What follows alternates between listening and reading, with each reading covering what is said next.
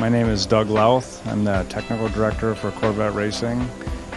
My role is over the chassis team from Pratt Miller, where we have 5 race support engineers, and then we're also responsible for overall vehicle integration, so we work with the powertrain team and the instrumentation group.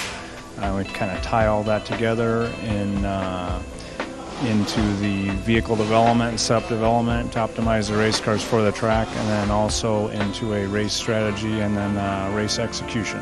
We have a full range of software tools, including vehicle simulations, powertrain simulations, that have all been correlated over, this is the 9th year of this program, and so we've got a pretty good running history of correlating those tools, learning what we can use, what tools for, what we can trust, what tools we can trust for what decisions, and those are pretty much in play year-round for Corvette Racing. Before we come here, I could guess, we've probably run 500, 1,000, 1,500 laps in simulation, or portions of laps,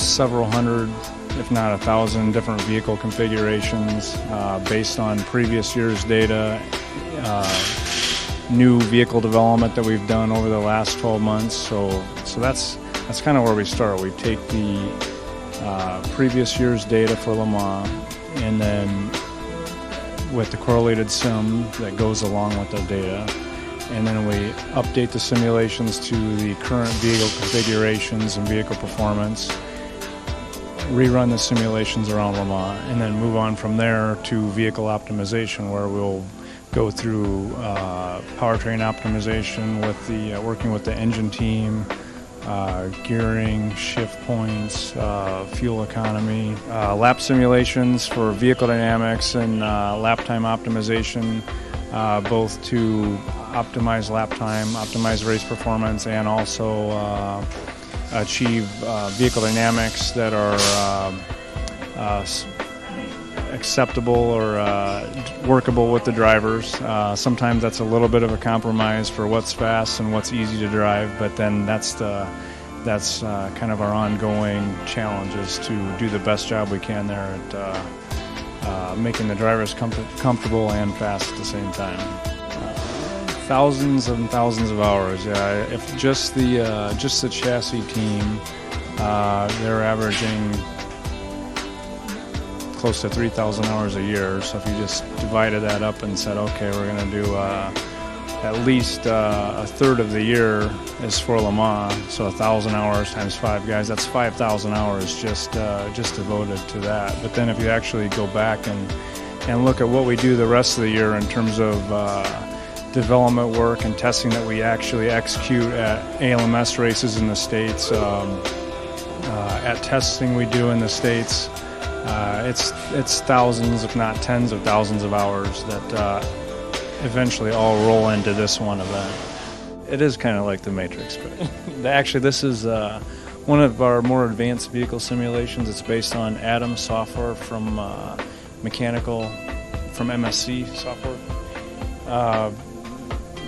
Basically right now it's doing a lap of Le Mans with a fairly large comprehensive vehicle model, and that's one of our fundamental tools for that I can say for the public to be public domain.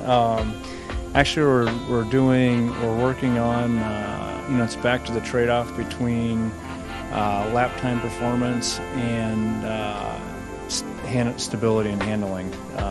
Again, making the drivers happy at the same time as the car is fast. This simulation is actually being run to optimize some damper configurations that we're working on, that we hope we have decent weather to try to prove out tomorrow. I mean, basically, you hit the nail on the head. It's an ongoing decision process. You have, through the course of this week, through the course of this event, these guys, our team will make X number of decisions, in terms of vehicle settings, driver instructions, and all those decisions are based on some set of information. As you said previously, a lot of those decisions were based primarily on driver feedback. Now we are able to supplement that information with simulation results, and you still put it all together to make a final decision. And in the end, ideally, everything gets validated on the track. You make a decision, you go forward, and then, as we saw there, we collect all the data from the hundreds of sensors we have in the car, come back and compare those results to these results, and ideally in the end verify that yes, the predictions do actually show up as vehicle improvements or performance improvements. Simulation results, the measurements from the vehicle instrumentation and the driver comments all together in the decision process. Yeah, the design space or the area we work in is narrowed significantly to where we can really focus on areas that are very likely to be improvements, but then again you run them on the track to validate that.